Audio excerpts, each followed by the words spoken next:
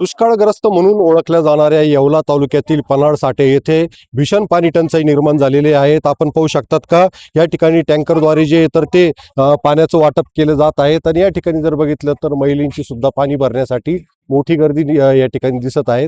कारण की जर बघितलं तर गेल्या वर्षी चांगला पाऊस झाला आणि डिसेंबर जानेवारीमध्ये सुरू होणारे जे टँकर आहे तर ते यावेळेस मार्चमध्ये सुरू झालेले आहेत.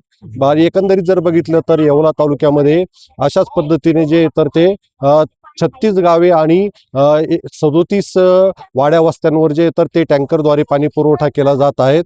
आणि एकंदरीत पाहता ह्या ठिकाणी पाणी पुरवठा करून नागरिकांची जी तर ती तहान भागवली जात आहेत. अशाच पद्धतीने जर बघितलं तर येवला तालुक्यामध्ये मोठ्या प्रमाणामध्ये भीषण पाणी टंचाई निर्माण झाल्याने शासनाच्या वतीने टँकरद्वारे पाणी पुरवठा करून तहान भागवली जात आहेत. उमेश पारिक, TV9 मराठी, येवला, नाशिक. गाव आमचं पन्हाळ साठे वस्ती, दलित वस्ती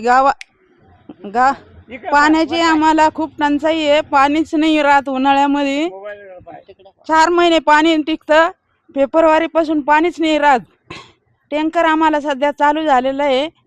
पाणी प्यायचं भरतोय आम्ही, पण ते वेळेवर येत नाही. शासनाकडे आम्ही मागणी करतो या टँकरची, पण वेळेवर येत नाही. खूप लांबून पाणी आणावं लागतं आम्हाला, 1 किलोमीटरवरून.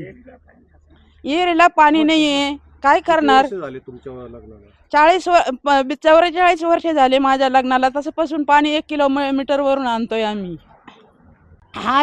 माझ्या लग्नाला 50 वर्ष झाले. म्हाताऱ्या झालं तसं आम्ही लांबून लांबून पाणी वाहतो.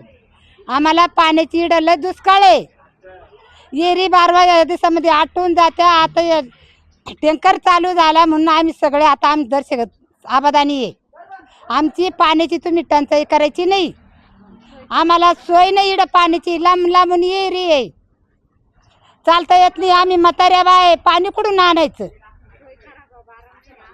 आम्हाला कायम त्या दुष्काळाची आपण पाठीवर येवल्या तालुक्यातलं.